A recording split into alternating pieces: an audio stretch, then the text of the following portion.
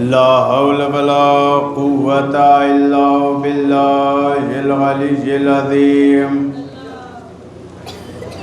أعوذ بالله من الشيطان اللعين الرجيم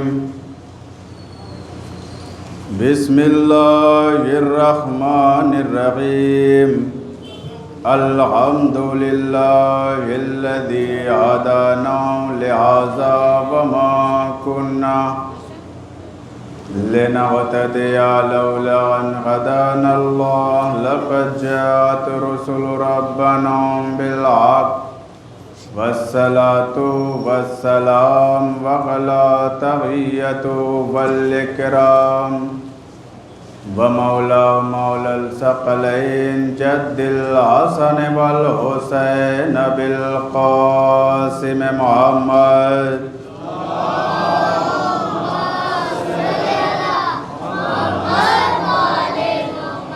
وآلہ الطیبین الطاہرین المعصومین المظلومین ولعنۃ اللہ علی اعدائہم منکر فضائلہم غاصب حقوقہم اما بعد فقد قال اللہ تبارک و تعالی فی محکم کتابہ الکریم بسم اللہ الرحمن الرحیم وما تشاءون الا ان یشاء اللہ ان اللہ کان علیما حکیما صلی اللہ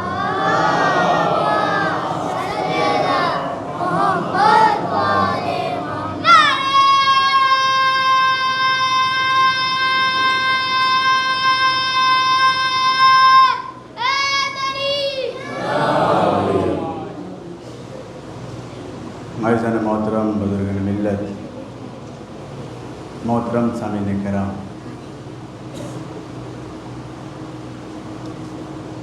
یہ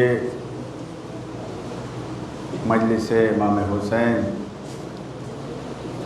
یہ عرش عزا اور یہ نوح ماتم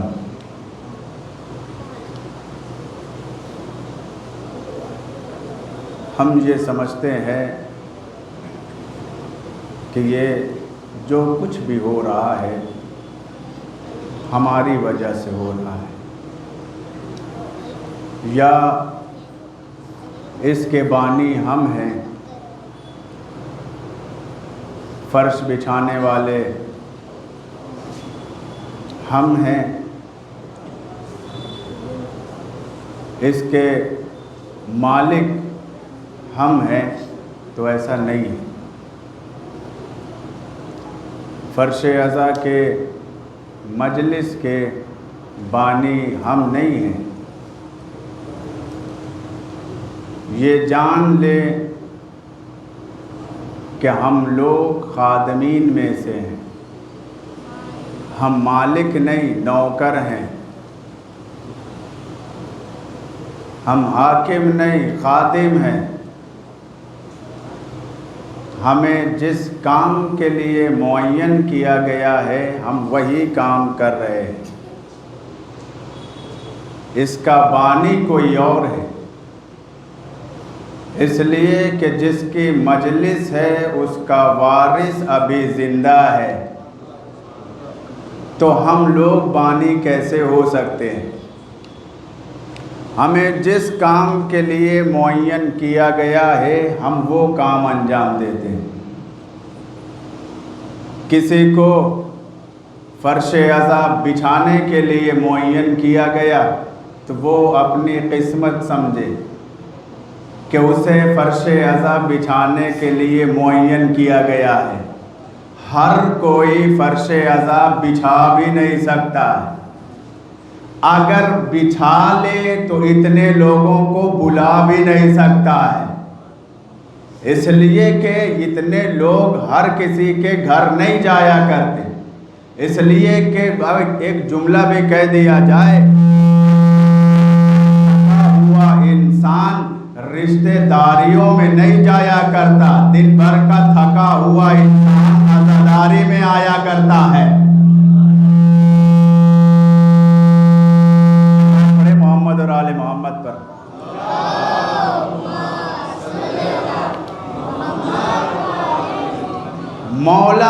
معین کیا ہے کسے کون سے خدمت انجام دینی ہے.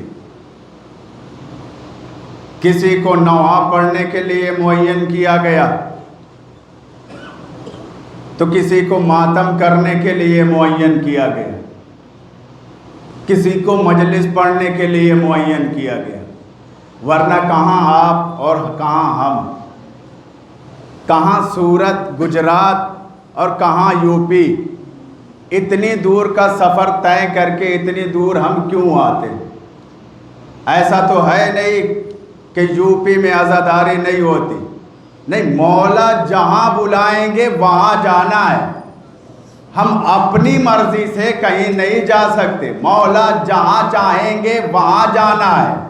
مولا جسے چاہیں گے وہ فرش عزا پہ بیٹھے گا. ہر کوئی فرش عزا پہ بیٹھ نہیں سکتا, ورنہ گلیوں میں نہ جانے کتنے لوگ گھوم رہے ہوں گے. ہر ایک کی نصیب میں فرش عزا نہیں ہے. کہا کیوں؟ کہا فرش عزا پہ وہ آئے کہ جو مولا کا عزادار ہو. فرش عزا پہ وہ آئے جو علی کا چاہنے والا ہو. فرش عزا پہ وہ آئے جو اہل بیت کا ماننے والا ہو. مسلمان بہت ملیں گے لیکن صرف نام کے مسلمان ہیں, دل میں ایمان نہیں ہوگا. صلوات پڑھیں محمد اور آل محمد پر.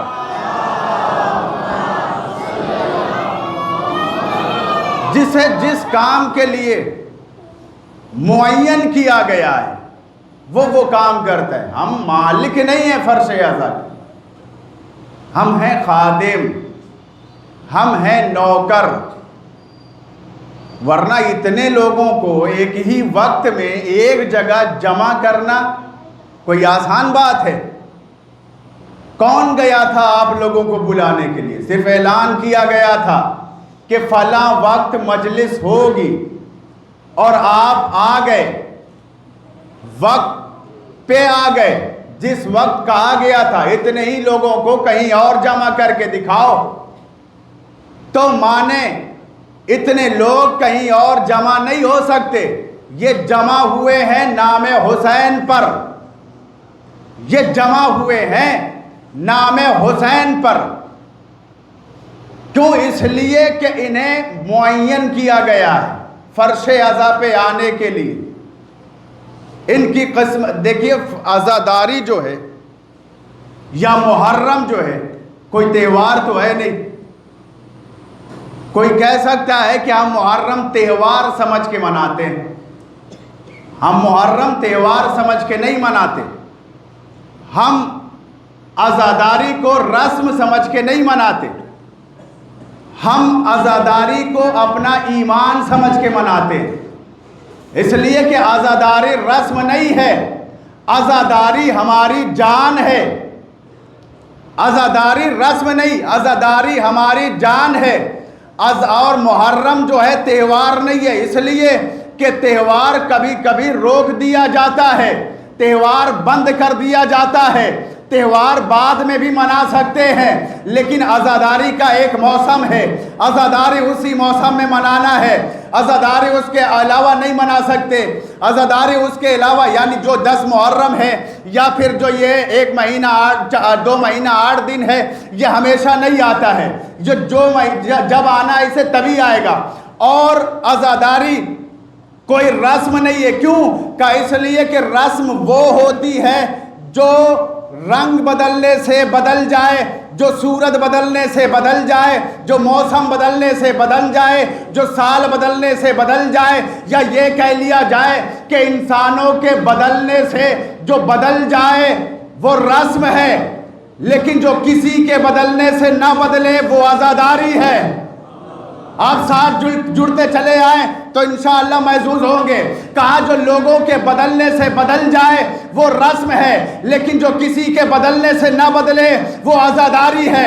کہ اس کی دلیل کیا ہے؟ کہ اس کی دلیل یہ ہے, ہم جو کل علم اٹھاتے تھے یا ہمارے دادا اٹھاتے تھے, پردادا اٹھاتے تھے, وہی علم ہم آج بھی اٹھاتے ہیں. جیسے وہ لوگ تعزیہ سجاتے تھے ویسے ہی ہم بھی سجاتے ہیں. جیسے عزا خانے وہ سجاتے تھے ویسے ہی عزا خانے ہم بھی سجاتے ہیں.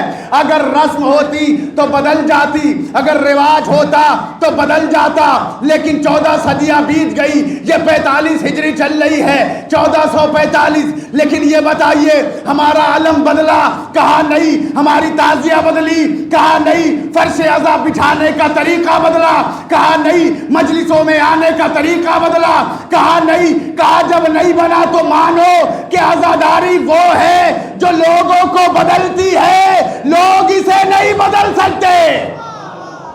صلوات پڑھے محمد اور آل محمد پر.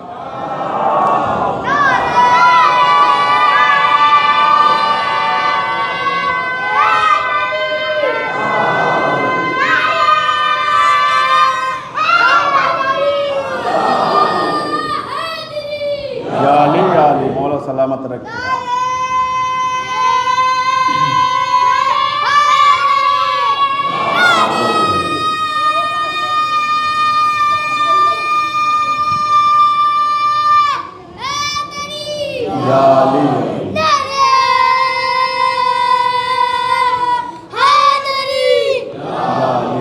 ایسا نہ سوچئے گا کہ ہم نے ان کو معین کیا ہے, ہم نے انہیں معین نہیں کیا. یہ پاک لہو ہے جو بول رہا ہے.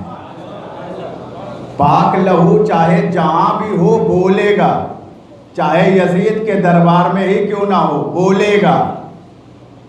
اس لیے یہ بول رہے, ہم نے معین نہیں کیا ان کو کہ آپ نعرہ حیدری لگائیے گا. جس دل میں علی رہتا ہے وہ دل بولتا ہے, اور دل جب بولتا ہے تو پھر کسی کی نہیں سنتا ہے.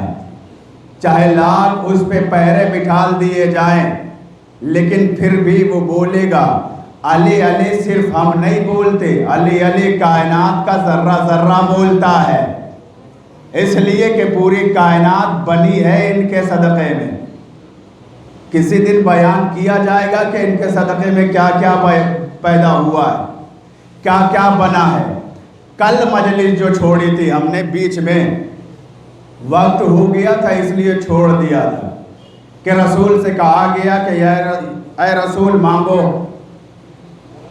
اس لیے کہ ہم نے ہر چیز آپ کو بن مانگے عطا کی ہے.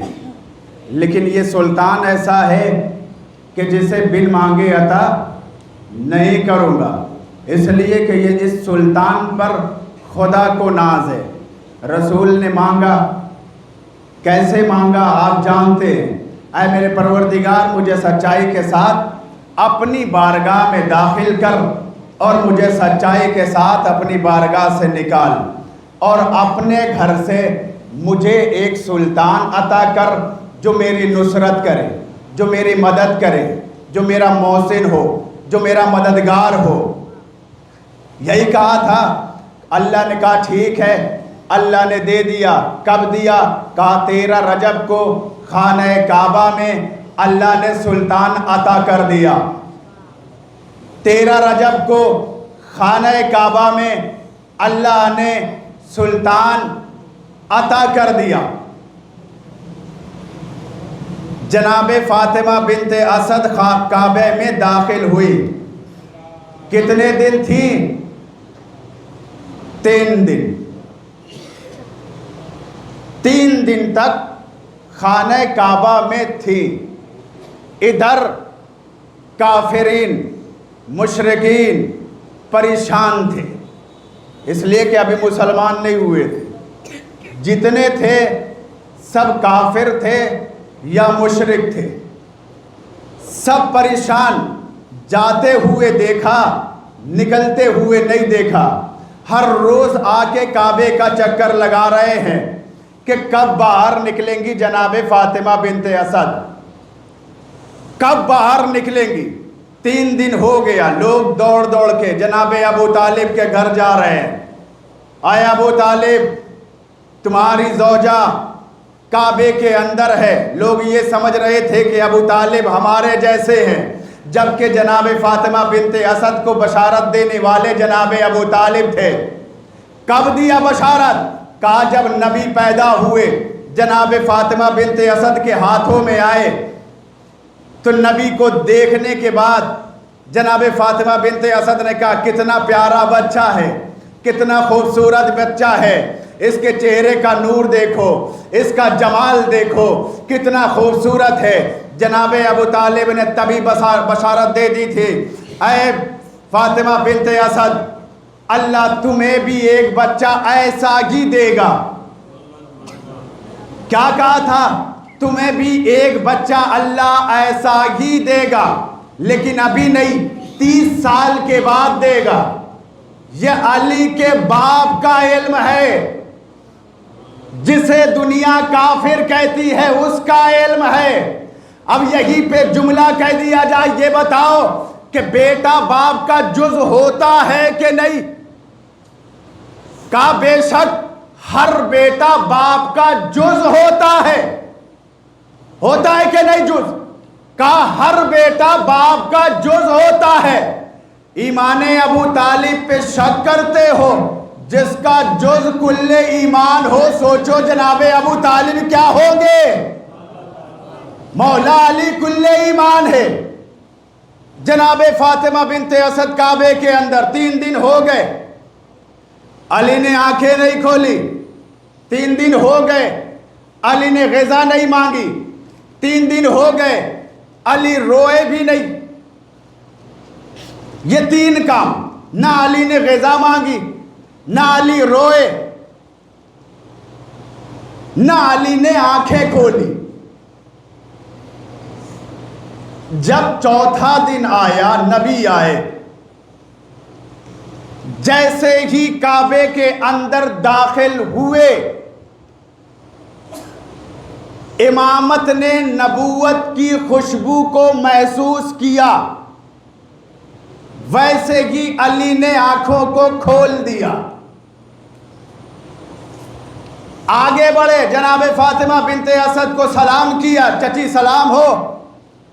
سلام کرنے کے بعد قریب آئے، کیا حال ہے میرے بھائی کا؟ کیا حال ہے میرے سلطان کا؟ کیا حال ہے میرے محسن کا؟ تو جناب فاطمہ نے کہا کہ ہمیں اچھا نہیں لگتا۔ کہا کیوں؟ کہا اس لیے کہ ہر بچے میں جینے کی 3 علامتیں ہوتی ہیں۔ کہا وہ کیا؟ کہا کہ بچہ پیدا ہی ہوتے آنکھوں کو کھول دیتا ہے۔ کہا دوسری؟ کہا غذا تلاش کرتا ہے۔ کہا تیسری کیا ہے؟ کہا روتا ہے۔ کہا پھر تعجب کس بات کا ہے؟ حیرت میں کیوں ہے؟ کہا علی جب سے پیدا ہوئے ہیں، علی نے کچھ کھایا نہیں، علی نے کچھ پیا نہیں، علی روئے نہیں، آج علی نے آپ کو دیکھ کے آنکھوں کو کھولا ہے۔ ہمیں لگتا ہے یہ بچہ زیادہ دن جیے گا نہیں۔ نبی نے کہا چچی پریشان نہ ہوئیے، یہ میرا بھائی کائنات کو حیات دینے کے لیے آیا ہے۔ یہ میرا بھائی تو دنیا کو زندگی دینے کے لیے آیا ہے، لائیے میرے ہاتھوں پر دے دیجئے۔ علی نبی کے ہاتھوں پر آئے، علی نے آنکھوں کو کھولا، نبوت کی زیارت کی۔ یا علی، چچی کو کیوں پریشان کر رہے ہیں؟ امامت نے نبوت سے بات کرنا شروع کی، ابھی اشارے میں بات ہو رہی ہے۔ یا علی کیوں پریشان کر رہے؟ آنکھوں کو پہلے کیوں نہیں کھولا؟ یا نبی اللہ کعبے میں ذرا دیکھیے تو چاروں طرف۔ کہا کیا ہے؟ کہا دیکھیے تو کیا تھا کعبے میں علی کے آنے سے پہلے؟ کہا چاروں طرف بت رکھے تھے، ایک سے ایک بت، 365 دن کے خدا رکھے تھے، 365 بت، یعنی ہر دن کے الگ الگ خدا تھے۔ کہا یا نبی اللہ آنکھیں کھولتا تو کس کی زیارت کرتا؟ ان بتوں کی۔ یا نبی اللہ میں آپ کا سلطان بنا کے بھیجا گیا ہوں، میں چاہتا یہ تھا کہ جب آنکھوں کو کھولوں تو اپنے نبی کے چہرے کی زیارت کروں۔ یا نبی اللہ ورنہ اگر پہلے آنکھیں کھول دیتا تو مورخ تو لکھتا اپنی کتاب میں کہ علی نے جب پہلی مرتبہ دنیا میں آنکھوں کو کھولا تو بتوں کی زیارت کی، لکھ دیتا۔ یا نبی اللہ میں آپ کے لیے آیا ہوں، میں آپ کی زیارت کرنا چاہتا تھا، اس لیے آنکھوں کو نہیں کھولا۔ کا دوسری علامت، آپ روئے کیوں نہیں؟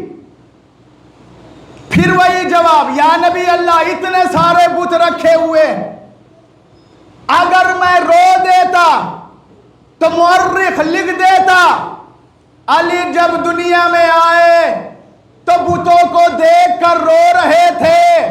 یا نبی اللہ میں بتوں کو دیکھ کر رونے نہیں آیا، ان کو توڑنے آیا ہوں۔ صلوات پڑھے محمد اور آل محمد پر۔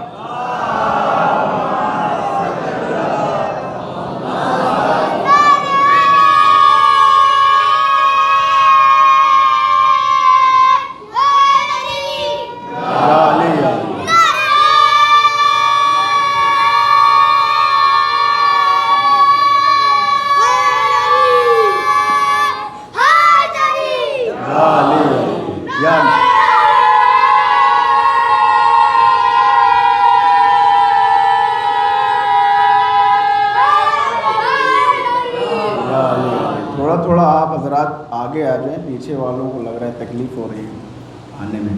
صلوات پڑھیں محمد اور آل محمد پر۔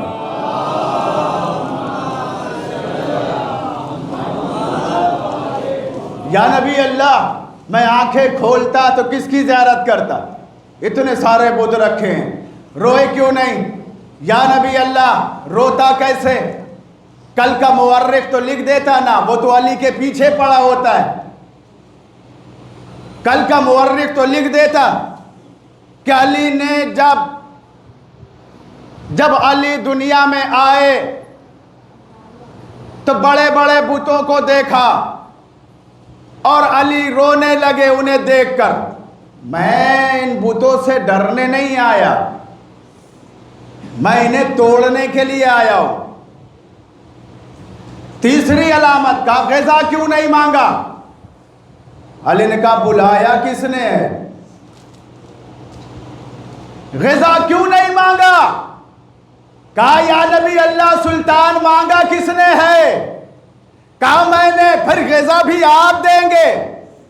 جو مہمان بلاتا ہے وہ مہمان کی خدمت خود کرتا ہے۔ کہا یا نبی اللہ بلایا آپ نے ہے، غذا بھی آپ دیں گے۔ تاریخ نے کیا لکھا؟ نبی نے اپنی لسان کو علی کے دہن میں دیا۔ سیدھے لفظوں میں کہا جائے نبی نے اپنی زبان کو علی کے منہ میں دیا۔ علی نے پہلی غذا جو کھائی یا پی وہ کیا تھی؟ کہا لعاب رسول۔ یا نبی اللہ یہ آپ کیا کر رہے ہیں؟ علی ابھی نازک ہیں، چھوٹے ہیں، کم سن ہیں۔ کہا تم جانتے ہی نہیں ہو، ادھر کی بات ادھر ٹرانسفر ہو رہی ہے، ادھر کی باتیں ادھر ہو رہی ہے، ثبوت بھی ابھی آ جائے گا۔ علی اب تو زبان چھوڑ دو، شکم شیر ہو گئے ہو۔ نبی نے کہا اب تو زبان چھوڑ دو۔ اگر ہم جیسا کوئی ہوتا تو پلٹ کے کیا کہتا کہ شریف جب زبان دے دیتا ہے تو واپس نہیں لیتا ہے۔ علی اب تو زبان چھوڑ دو۔ علی نے زبان کو چھوڑا، اب باتیں شروع ہو گئی۔ یا علی 30 سال بعد آئے ہو، دونوں ایک ہی نور سے ہے نا۔ اول ما خلق اللہ نوری، اللہ نے پہلے نور پیدا کیا، پھر کیا کیا؟ اس نور کے 2 حصے کیے، ایک کو نبی بنایا اور ایک کو امام بنایا۔ دونوں نور کی جب ملاقات ہوئی، نبی آئے 30 سال پہلے، علی آئے 30 سال بعد، یعنی نور کا ایک حصہ 30 سال پہلے آ گیا، دوسرا حصہ 30 سال کے بعد آیا۔ اب نبی نے کہا کچھ بتائیے وہاں کیا ہو رہا ہے، اتنے سال تک کیا ہوا، وہاں کیا کرتے رہے؟ اب وہی چیز علی نے بتایا اپنی زبان سے۔ علی نے بتایا اب لکھنے والوں نے یہ لکھا، وہاں موجود بہت سارے لوگ تھے۔ اس زمانے میں اگر کوئی بات ہو جائے تو جیسے میڈیا والے جمع ہو جاتے ہیں، اس زمانے میں بھی لوگ جمع ہو جاتے تھے۔ مورخین جمع ہو گئے بہت سارے کہ کوئی کعبے میں پیدا ہوا ہے، کوئی کعبے میں پیدا ہوا ہے۔ اب جب انہوں نے یہ سنا کہ کوئی بول رہا ہے، فوراً آگے آ کے سننے لگے کہ بولتا کیا ہے، بولتا کیا ہے۔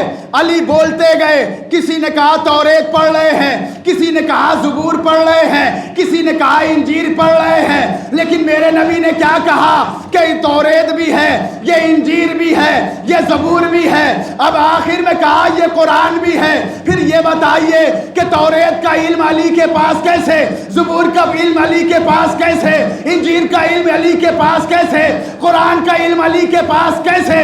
اس لیے کہ قرآن ابھی نازل نہیں ہوا، علی کیسے سنا رہے؟ قرآن ابھی نازل نہیں ہوا، علی کیسے سنا رہے ہیں؟ لوگوں نے تعجب سے یہی تو کہا، ابھی قرآن نازل نہیں ہوا تو نبی نے، علی نے کیسے سنا دیا؟ کہا کہ سنایا اسے جاتا ہے جب کوئی سننے والا موجود ہو۔ اعتراض یہ ہوا، نبی آئے، نبی نے نہیں سنایا، کہا سننے والا کون تھا جسے نبی سناتے؟ بھائی سننے کے لیے کوئی موجود تو ہونا چاہیے کہ کون سناتے؟ علی نے توریت سنایا، نبی نے کہا بالکل ویسے ہی سنایا جیسے صاحب توریت پڑھتا ہے۔ علی نے زبور سنایا، کہا بالکل ویسے ہی سنایا جیسے صاحب زبور پڑھتا ہے۔ علی نے انجیل سنایا، کہا بالکل ویسے ہی رہا جیسے صاحب انجیل پڑھتا ہے۔ جب علی نے قرآن پڑھا تو کہا کہ بالکل میرے جیسا پڑھ رہے ہو، بالکل میرے جیسا، جبکہ ابھی قرآن آیا نہیں ہے۔ اعتراض تو یہی ہے نا کہ قرآن آیا نہیں تو علی نے پڑھا کیسے؟ بھیا سننے کے لیے کوئی پڑھا لکھا موجود ہونا چاہیے جسے قرآن آتا ہو۔ ہر ایک لفظ ہر ایک ذہن میں آتا ہی نہیں تھا، ہر قول ہر ایک شخص کو بھاتا ہی نہیں تھا۔ قرآن بھلا کس کو سناتے گی محمد؟ قرآن کسی اور کو آتا ہی نہیں تھا۔ صلوات پڑھے محمد اور آل محمد پر۔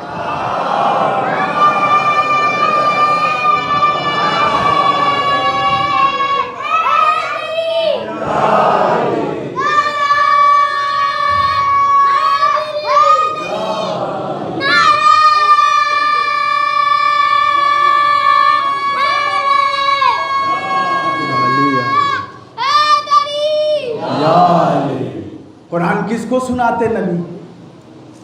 کسی اور کو آتا تھا؟ کہنے جو باتیں وہاں ہوئی تھی وہ ساری باتیں مولا کائنات نے بیان کی۔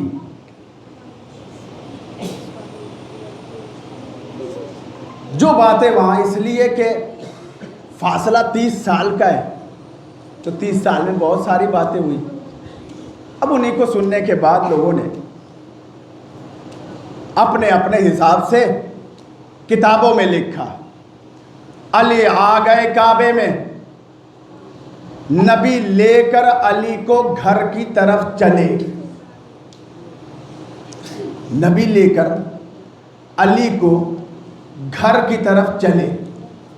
اب جو لوگ وہاں جمع تھے، جب کہیں کوئی بچہ پیدا ہوتا ہے اور وہاں پیدا ہو جائے جہاں آج تک کوئی پیدا ہی نہیں ہوا، تو پوچھنے والے بھی آگے بڑھے، یا رسول، بلکہ یہ کہا جائے رسول تو تھے نہیں اس وقت، لوگ تو 40 سال کے بعد مانتے ہیں نا، یا محمد یہ بتائیے کہ آپ کا بھائی کیسا ہے؟ لوگوں کے گھروں میں جیسے آڑے ٹیڑھے پیدا ہوتے تھے، لوگ ویسا ہی سمجھ رہے تھے کہ انہی میں سے ہوں گے، ایسے ہی ہوں گے۔ اب وہ لوگ پیچھے پڑ گئے، یا محمد بتائیے کہ آپ کا بھائی کیسا ہے؟ نبی خاموش ہے۔ وہ لوگ پوچھے جا رہے، نبی خاموش ہے۔ نبی خاموش تھے، لوگوں کا عقیدہ بڑھتا گیا۔ ہو سکتا ہے کہ صورت اچھی نہ ہو سکتا ہے چہرہ اچھا نہ ہو، اس لیے نہیں بتا رہے ہیں۔ نبی بتائے کیسے؟ اس لیے کہ بغیر وحی خدا کے تو یہ بولتے ہی نہیں ہے. جب تک ادھر سے فرمان نہ آ جائے نبی بولتے نہیں ہے. اے محمد بتائیے کہ آپ کا بھائی کیسا ہے؟ نبی خاموش کہ ادھر سے آواز آئی، اے میرے حبیب بتاتے کیوں نہیں ہو؟ کہا پروردگار کیا بتاؤں، تجھے تو پتا ہے کہ تیری مرضی کے بغیر میں بولتا ہی نہیں ہوں، تجھے تو پتا ہے کہ وہی بولتا ہوں جو تو کہتا ہے. اے میرے پروردگار کیا بتاؤں ان سے؟ کہا کہ اے میرے حبیب اگر یہ پوچھ رہے ہیں تو انہیں جواب دو، اس لیے کہ علی میرے گھر میں پیدا ہوا ہے. دیکھیں جو جس کے گھر میں پیدا ہوتا ہے وہ اس کے جیسا ہوتا ہے کہ نہیں؟ سوچتے لوگ نا کہ جو جس کے گھر میں پیدا ہوا وہ اس کے گھر میں پیدا ہوا. یہ ایک عام چیز ہے کہ اگر کوئی بچہ اگر یہودی کے گھر میں پیدا ہوا تو لوگ کہتے ہیں کہ یہ یہودی. حالانکہ اسلام نے یہ نہیں کہا. اسلام نے کہا ہے کہ کل مولود یولد علی فطرت الاسلام، ہر پیدا ہونے والا فطرت اسلام پر پیدا ہوتا ہے. کیا مطلب ہے اس کا؟ کہا ہر بچہ مسلمان پیدا ہوتا ہے، لیکن جیسا اس کا پالنے والا ہوتا ہے، جیسے اس کے پالنے والے ہوتے وہ اسے اپنے جیسا بنا لیتے، وہ اسے اپنے جیسا بنا لیتے. یہ اس لیے بیان کر رہا ہوں کہ اس کے بعد جو بات کہنی ہے وہ اسی سے ملتی جلتی ہے. کہا جس کے گھر میں پیدا ہوتا ہے وہ اسے اپنے جیسا بنا لیتے. اگر کوئی یہودی کے گھر میں پیدا ہوا تو اب وہ مسلمان نہیں رہے گا. کہا کیوں؟ کہا کہ اس کے والدین اس کے گھر والے اسے یہودی بنا لیں گے. کوئی عیسائی کے گھر میں پیدا ہوا اب وہ مسلمان نہیں رہے گا، اب وہ عیسائی پیدا ہو جائے گا. کوئی ہندو کے گھر میں پیدا ہوا وہ مسلمان نہیں رہے گا، وہ ہندو بن جائے گا. اگر کوئی نصارہ کے گھر میں پیدا ہوا وہ نصارہ بن جائے گا. کوئی یہودی کے گھر میں پیدا ہوا وہ یہودی بنے گا. کوئی مجوسی کے گھر میں پیدا ہوا وہ مجوسی بنے گا. بھیا علی پیدا ہوئے اللہ کے گھر میں. اب لوگ یہی سوچ رہے تھے کہ یہ بچہ کیا بنے گا کہ ادھر سے آواز آ گئی، میرے حبیب اگر یہ لوگ پوچھتے ہیں کہ علی کا ہاتھ کیسا ہے تو کہہ دینا علی کا ہاتھ ید اللہ ہے. اگر کوئی پوچھے کہ علی کا ہاتھ کیسا ہے تو کہہ دیجئے گا ید اللہ ہے. اگر کوئی پوچھے علی کا سر کیسا ہے تو کہہ دیجئے گا راس اللہ ہے. اگر کوئی پوچھے علی کا کان کیسا ہے کہہ دیجئے گا اذن اللہ ہے. اگر کوئی پوچھے علی کی ناک کیسی ہے کہہ دیجئے گا انف اللہ ہے. اگر کوئی پوچھے علی کی آنکھیں کیسی ہیں کہہ دیجئے گا عین اللہ ہے. اگر کوئی پوچھے علی کی زبان کیسی ہے کہہ دیجئے گا لسان اللہ ہے. اگر کوئی پوچھے علی کا چہرہ کیسا ہے تو کہہ دیجئے گا وجہ اللہ ہے. اگر کوئی پوچھے علی کا سینہ کیسا ہے کہہ دیجئے گا صدر اللہ ہے. اگر کوئی پوچھے علی کا پیٹ کیسا ہے کہہ دیجئے گا جنب اللہ ہے. جملے کو سمیٹ دیا جائے، اے میرے محمد، اے میرے حبیب، اے میرے طہا، اے میرے یاسین، اگر کوئی علی کے بارے میں پوچھے نا پورا علی کیسا ہے تو کہہ دیجئے گا ولی اللہ ہے. صلوات پڑھے محمد اور آل محمد پر.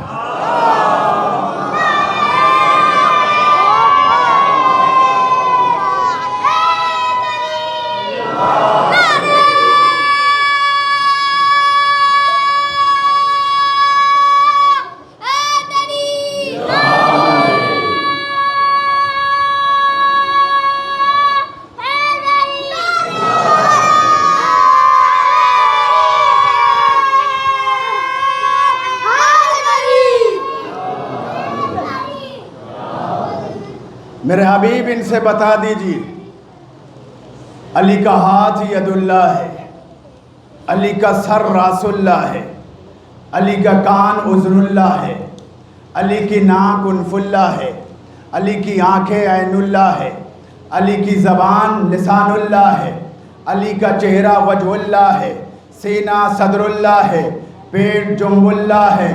پورا علی کیا ہے؟ ولی اللہ ہے. نبی نے بتا دیا علی کا سر راس اللہ، علی کی آنکھیں عین اللہ، علی کی زبان لسان اللہ، علی کا ہاتھ ید اللہ، پورا علی ولی اللہ۔ بتا تو دیا نبی نے لیکن نبی کا چہرہ اترا ہوا ہے، نبی نے بتا تو دیا لیکن نبی کا چہرہ اترا ہوا ہے۔ ادھر سے آواز آئی میرے حبیب خوشی نہیں دکھائی دے رہی، وجہ کیا ہے، چہرہ کیوں اترا ہے؟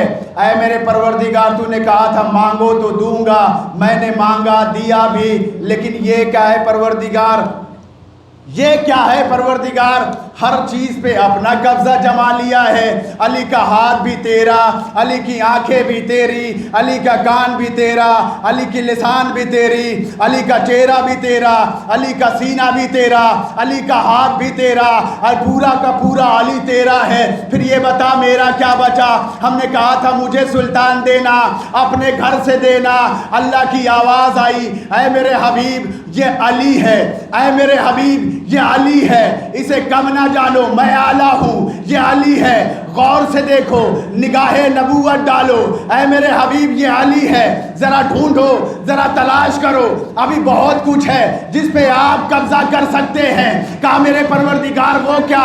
کہا نگاہ تو کرو۔ اب جو نبوت کی نگاہ ڈالی، یا علی حب کا حبی، یا علی بغض کا بغضی، یا علی لحم کا لحمی، یا علی حب کا حبی، یا علی لحم کا لحمی، یا علی پورا کا پورا علی اللہ کا نہیں ہے بلکہ نبی کا بھی ہے۔ ہر چیز اے علی تیری محبت میری محبت ہے، تیری دشمنی میری دشمنی ہے۔ اب جو بھی نبی سے دشمنی کا، جو بھی علی سے دشمنی کرے، اب یہ نہ سمجھیے گا کہ وہ صرف علی سے دشمنی کر رہا ہے، وہ نبی کا دشمن ہے۔ اے علی تیرا گوشت میرا گوشت ہے، تیرا خون میرا خون ہے۔ چلیے جملہ سمیٹ دیتا ہوں، اے علی آدھا اللہ کا آدھا میرا ہے۔ یہاں جملہ دیتا ہوں، اے علی جو تجھے مانے گا وہ رضی اللہ ہوگا، اور جو نہیں مانے گا وہ لعنت اللہ ہوگا۔ صلوات پڑھے محمد اور آل محمد پر۔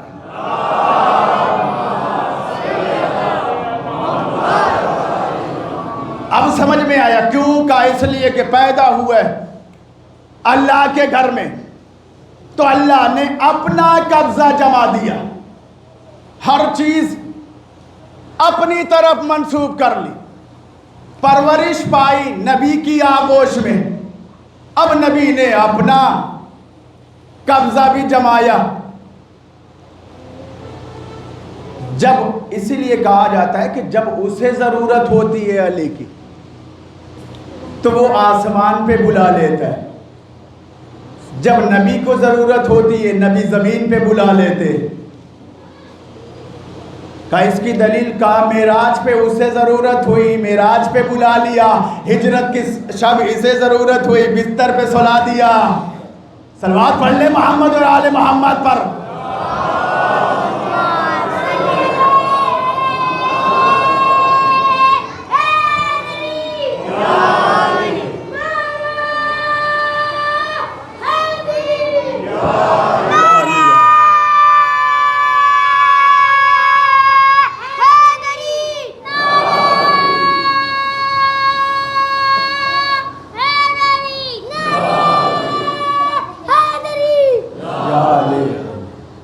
آگئے نبی دنیا میں، آدھے علی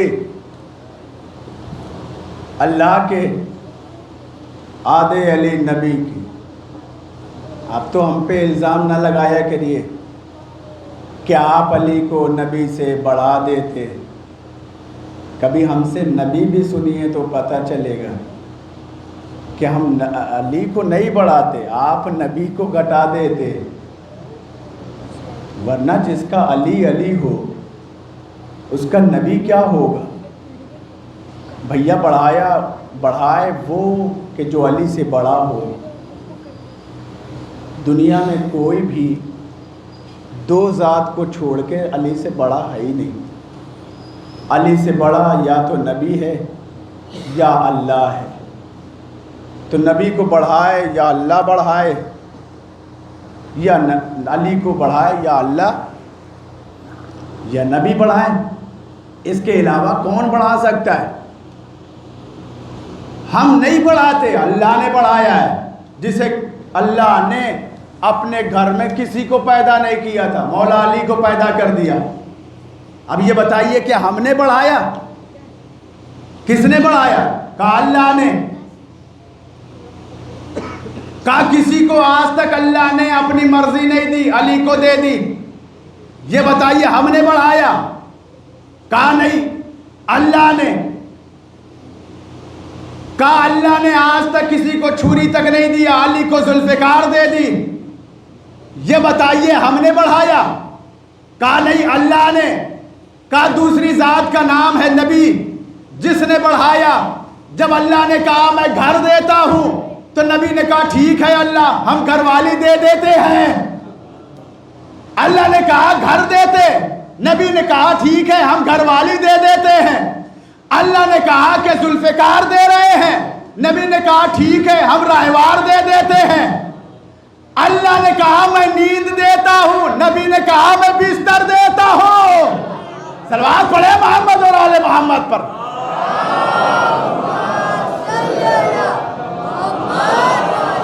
اب یہ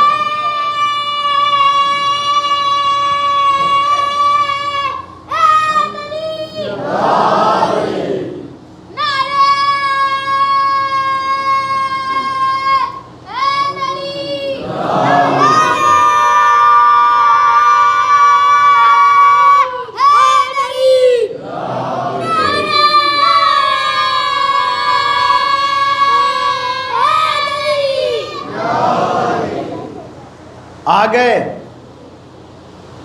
علی اپنے گھر یعنی جناب ابو طالب کے گھر، اللہ کے گھر سے جناب ابو طالب کے گھر.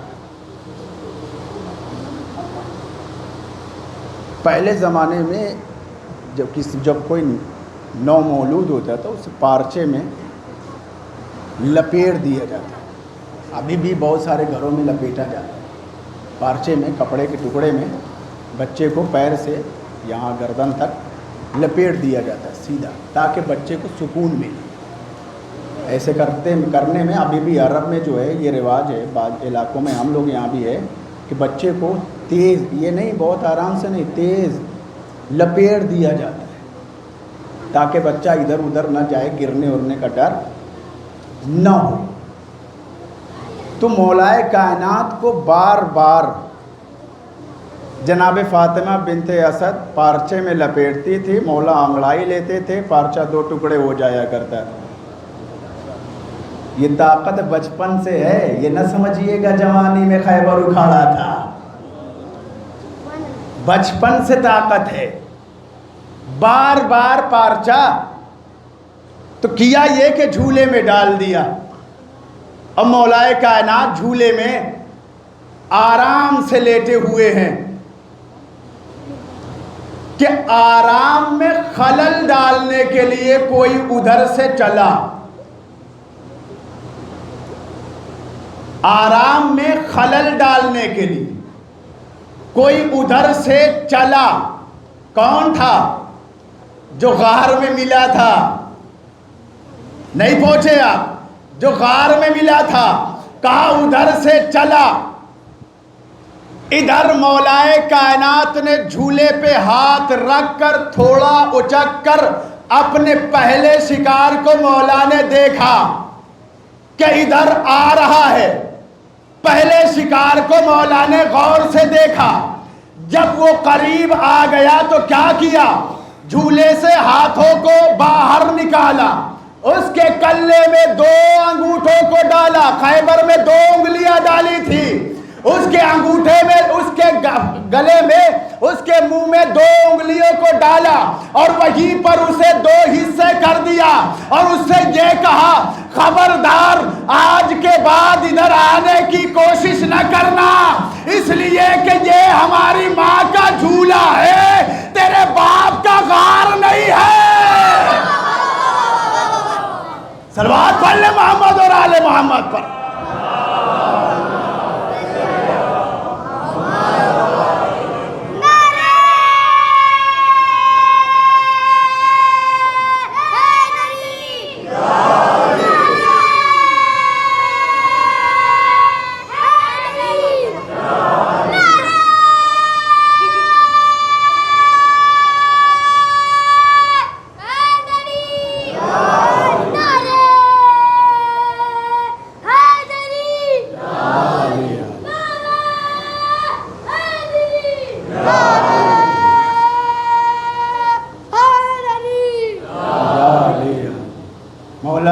پہلے شکار کو دو حصے میں تقسیم کر دیا.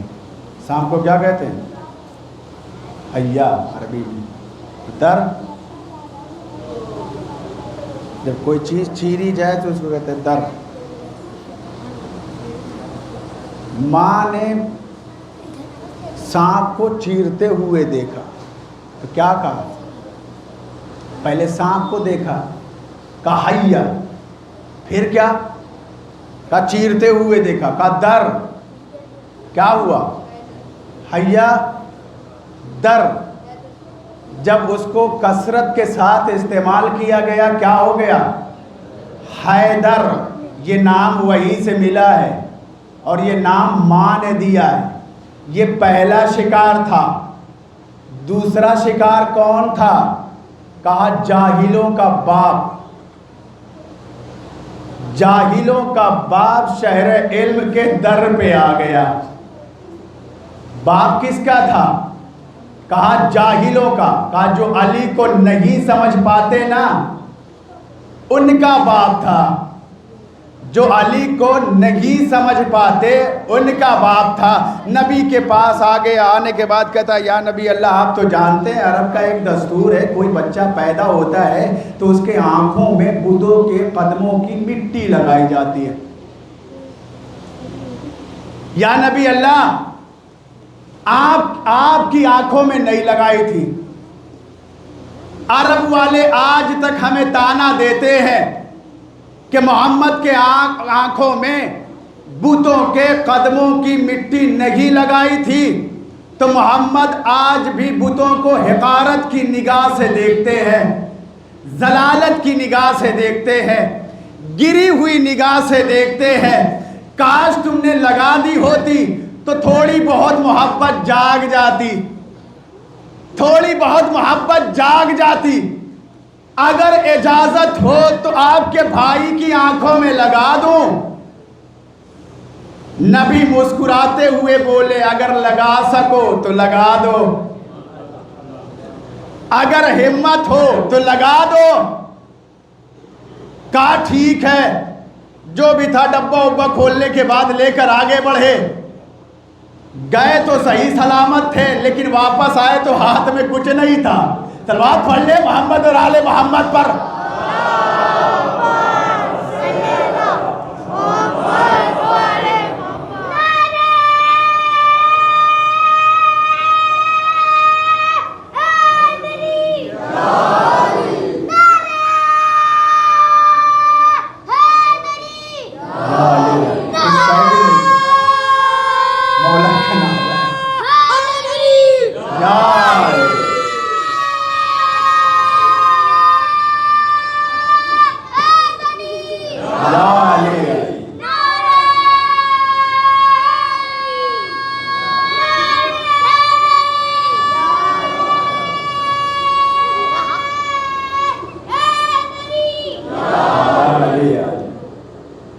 اب ادھر یہ چلا.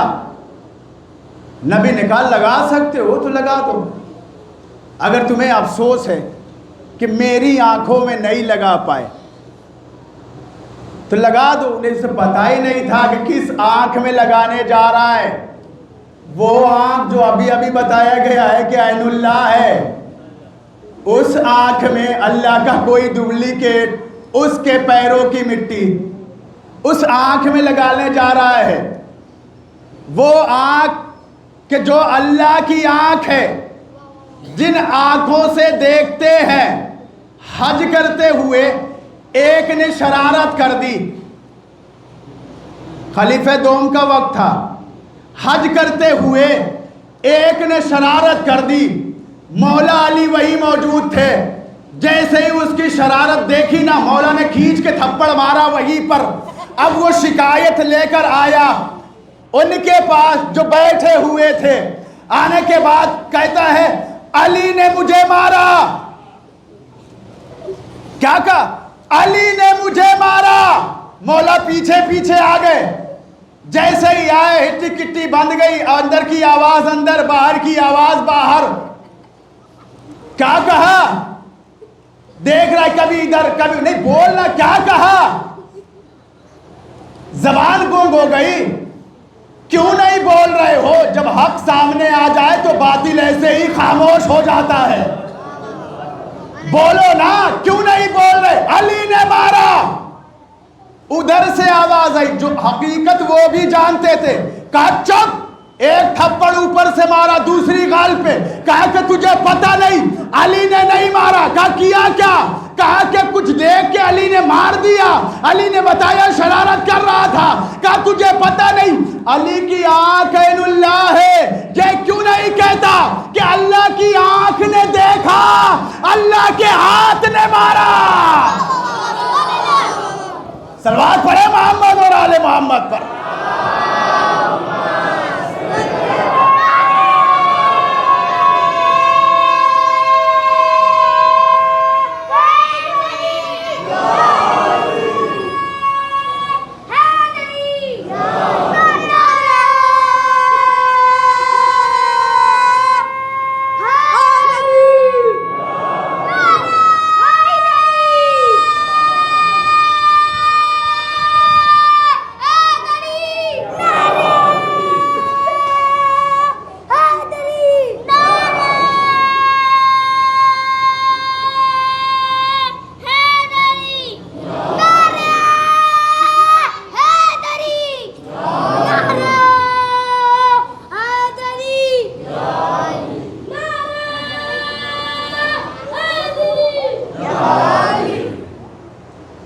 بھیا تھوڑا مل جل کے نعرہ لگا لیا کرو، یہ پارے پارے لگانے میرا ٹائم چلا جاتا ہے، اس لیے کہ محدود وقت ہے، اتنے ہی وقت میں ہمیں تھوڑا سا ٹائم دے دیا کریں تاکہ ہم بھی پڑھ لیا کریں۔ صلوات پڑھ لیں اب محمد اور آل محمد پر۔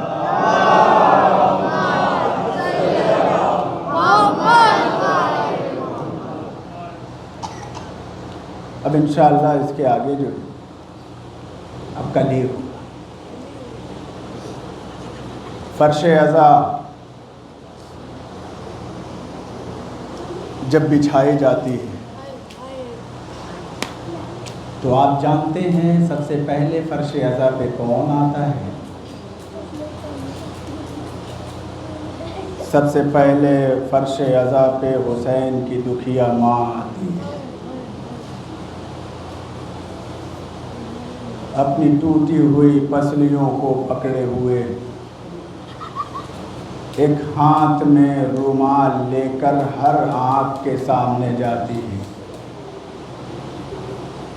کوشش کیا کریں کہ جب کربلا والوں کا مصائب ہو تو کوئی آنکھ ایسی نہ ہو کہ جس میں آنسو نہ ہو، کہیں ایسا نہ ہو کہ رومال لے کر زارا جائے اور مایوس لوٹ جائے۔ ہر ایک سے کہتی رہتی ہے لاؤ اپنے آنسو ہمیں دے دو، لاؤ اپنے آنسو ہمیں دے دو، تمہیں پتہ نہیں تمہارے آنسوؤں کی قیمت کیا ہے۔ جناب زہرا کہتی یہی تمہارے جو آنسو ہے میرے لال کے زخموں کے مرہم بنتے ہیں۔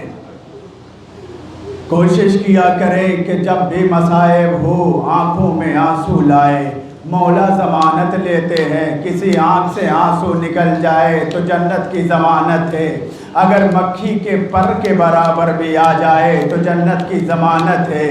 مولا نے کہا کہ اگر تمہیں رونا نہ آئے نا تو اپنے سر کو جھکا لیا کرو، اپنے چہرے کو رونے والا بنا لیا کرو، ایسا بنا لیا کرو کہ جیسے لوگ روتے ہیں، ایسا بنا لیا کرو، اس لیے کہ مجلس میں حسین کی بیٹی بھی آتی ہے جو 4 سال کی ہے جسے رونے نہیں دیا گیا، وہ بھی آتی ہے جو حسین کی بہن ہے، جب حسین کو دیکھ کر گریا کرتی تھی تعزیانے لگائے جاتے تھے، وہ بھی آتی ہے جو حسین کی ماں ہے، وہ بھی آتا ہے جو حسین کا بیٹا ہے۔ اے عزادارو جانتے ہو تمہاری قیمت کیا ہے؟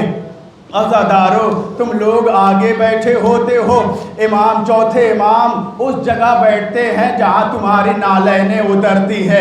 عزادارو کبھی بھی جب جناب سکینہ تمہیں روتے ہوئے دیکھتی ہے نا، جلدی جلدی مصائب پڑھوں گا، جناب سکینہ جب تمہیں روتے ہوئے دیکھتی ہے نا تو اپنے پھوپھی سے سوال کرتی ہے اے پھوپھی اماں یہ لوگ کون ہیں، کیوں گریا کر رہے ہیں؟ اے پھوپھی اماں کیا کسی نے ان کو تماچے مارے ہیں؟ کہا نہیں میری بچی، اے پھوپھی اماں کیا کسی نے ان کے مستورات کے سروں سے ردائیں چھینی ہے؟ نہیں میری بچی۔ کیا کسی نے ان کا گھر جلایا ہے؟ نہیں میری بچی۔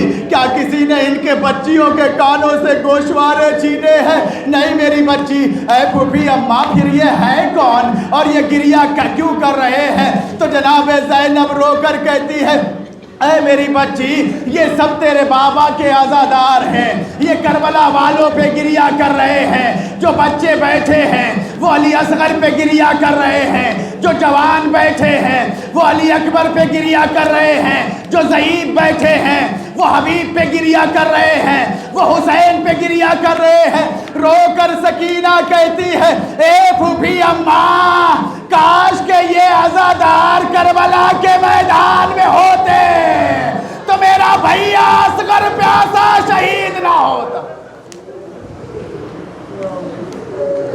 دل کھول کے رویا کریں، یہاں آپ کو رونے پہ پابندی نہیں ہے، لیکن حسین کی بہن کو رونے نہیں دیا گیا، حسین کی بیٹی کو رونے نہیں دیا گیا۔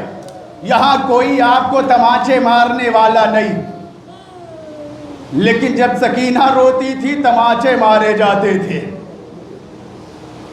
آ گئے حسین کربلا کے میدان میں، بڑی تمنا تھی امام حسین کو دفن ہونے کی کہ کوئی ایک مٹھی خاک امام کے جنازے پہ ڈال دے۔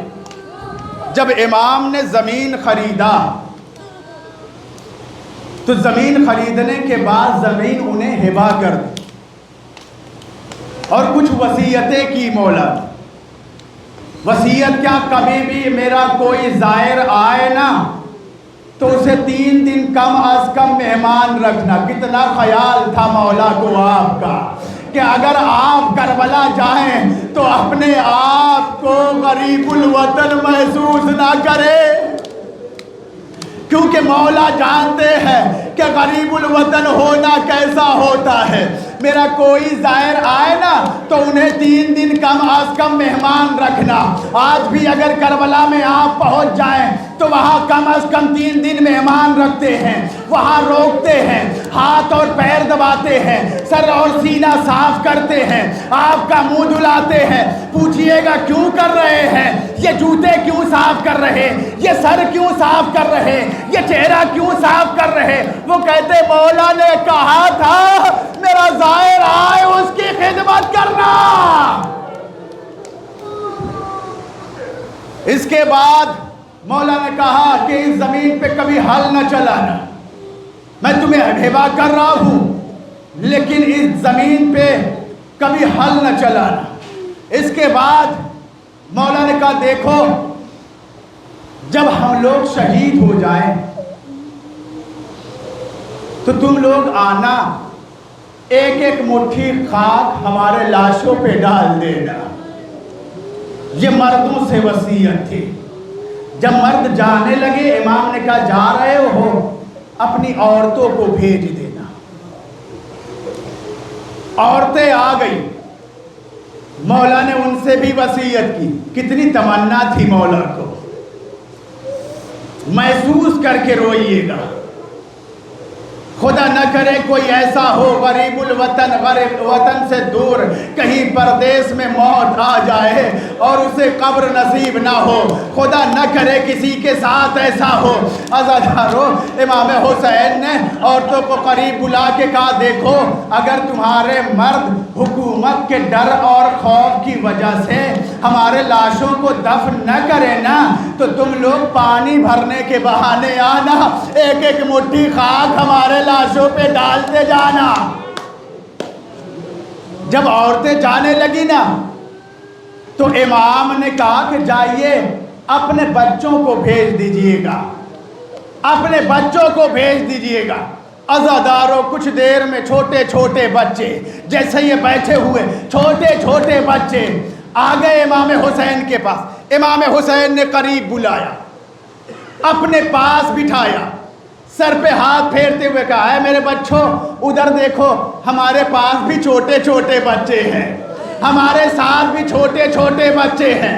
اگر تمہارے والدین حکومت کے ڈر اور خوف کی وجہ سے ہمارے لاشوں کو دفن نہ کرے نا، تم کھیلنے کے بہانے آ جانا، تم کھیلنے کے بہانے آنا، ایک ایک مٹھی کھاک ہمارے لاشوں پر ڈال کے چلے جانا، تمہارا کھیل ہو جائے گا اور ہمیں جو ہے وہ قبر مل جائے گی۔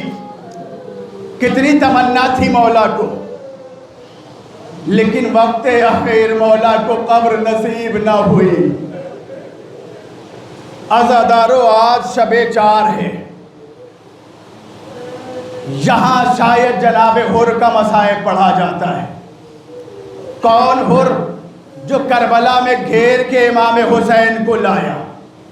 شب عاشور حر بیٹھ کر اپنے خیمے میں وضو بنا رہا تھا کہ حر نے ایک آواز سنی، حر نے ایک آواز سنی، اے حر تو پانی کو زمین پہ بہا رہا ہے، ادھر حسین کے بچے پیاسے ہیں۔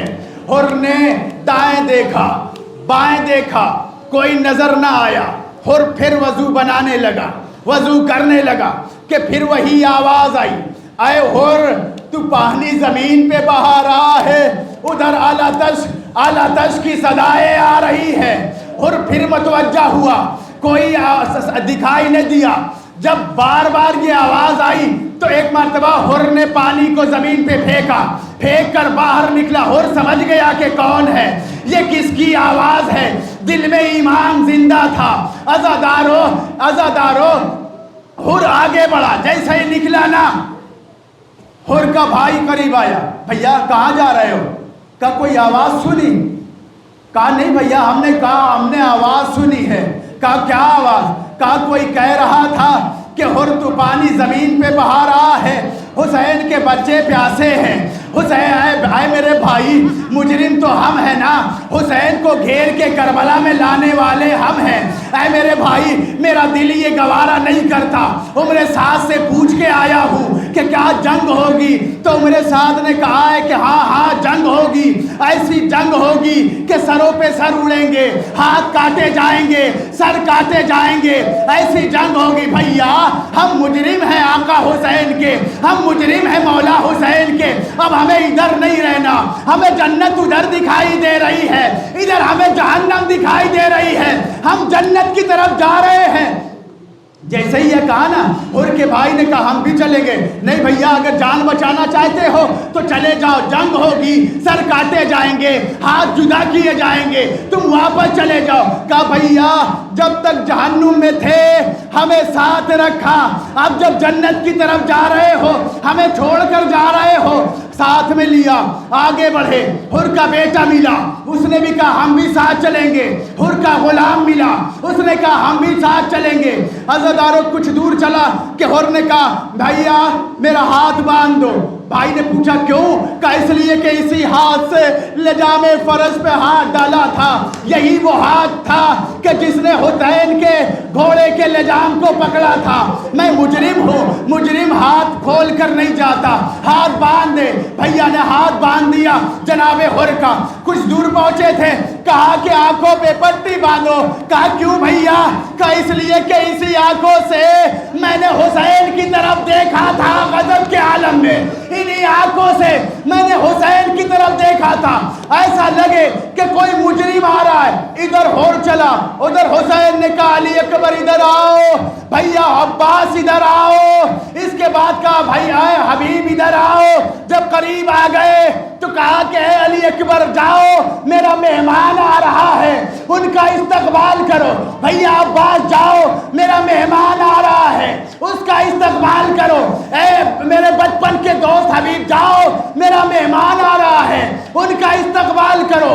عزادارو سب نے دیکھا علی اکبر آئے، حر کے بیٹے کو سینے سے لگایا، میں مولا عباس آئے، جناب حر کے بھائی کو سینے سے لگایا، ادھر جناب حبیب آئے، آنے کے بعد حر کو سینے سے لگایا، لیکن حر جناب حسین نظر نہیں آ رہے، امام حسین نظر نہیں آ رہے۔ سب نے دیکھا کیا اللہ جانے امام حسین کی غربت کیسی تھی، امام حسین کی غربت کیسی تھی، کربلا میں حسین کتنے مجبور ہو گئے تھے۔ سب نے دیکھا حسین حر کے غلام کی طرف بڑھے، آجا تو میرا محسن ہے، تو میرا بھائی ہے، سینے سے لگایا۔ عزادار و حر نے آ کر قدموں پہ ہاتھ رکھ دیا، قدموں پہ سر رکھ دیا، مولا مجھے جینا نہیں ہے، مولا میں آپ کا مجرم ہوں، مجھے معاف کر دیجئے۔ امام حسین نے کہا اللہ نے معاف کیا، میرے نانا نے معاف کیا، میرے بابا نے معاف کیا، میری ماں نے معاف کیا، اور تیری ماں نے تیرا نام بہت اچھا رکھا ہے، تو دنیا میں بھی آزاد ہے، تو آخرت میں بھی آزاد ہے۔ حر نے کہا مولا اجازت دے کہ میں جنگ پہ جاؤں۔ عزادار امام حسین کہتے ابھی ابھی مہمان بنا ہے، لیکن اے حر بدقسمتی یہ ہے کہ خیمے میں پانی بھی نہیں ہے کہ میں تجھے پیش کر سکوں۔ جناب حر نے کہا مولا اب نہ کہیے گا، پانی بند کرنے والا بھی میں ہی تھا، مولا اب نہ کہیے گا، مولا اجازت دے۔ حر کا بیٹا آگے بڑھا، بابا پہلے مجھے جانے دے، پہلے مجھے جانے دے۔ مولا نے اجازت دیا، حر کا بیٹا میدان میں آیا، بڑی دلیری سے جنگ کرتا رہا، اس لیے کہ حر ایک اچھے خاندان کے تھے، بہادر خاندان کے تھے۔